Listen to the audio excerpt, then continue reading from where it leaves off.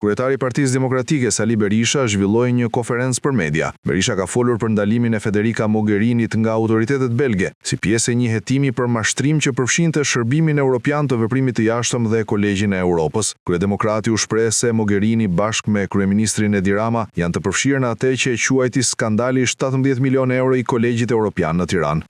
Me një marrëveshje të fshehtë me qeverinë shqiptare që nuk është publikuar sepse është korruptive, është vendosur të ndërtohet me 17 milion euro të takspaguesve shqiptar kampusi i Kolegjit Bryzh, duke marrë pikërisht për këtë qëllim trullin e parashikuar për ndërtimin e kampusit të studentëve të Universitetit të Tiranës, për të cilin ekzistonte edhe projekti i kampusit. Po kështu, për të vazhduar vjedhjen e parave, Federica Mogherini dhe Ramaduro me vlerësimet e tyre kanë fryrë për interesa korruptive, koston e jetesës për studentët e Kolegjit Evropian në Tiranë dhe kanë caktuar si bursë shumën 27.000 euro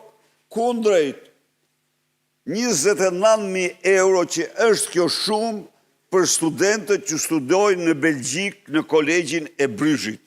Ndërkohë që rroga mesatare në Shqipëri është 5 herë më e ulët se rroga mesatare në Mbretërinë e Belgjikës.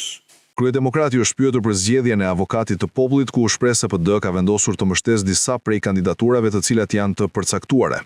Partia Demokratike ka vendosur të mbështesë kandidaturat të saj, që ajo beson se e përmbushin më mirë këtë funksion.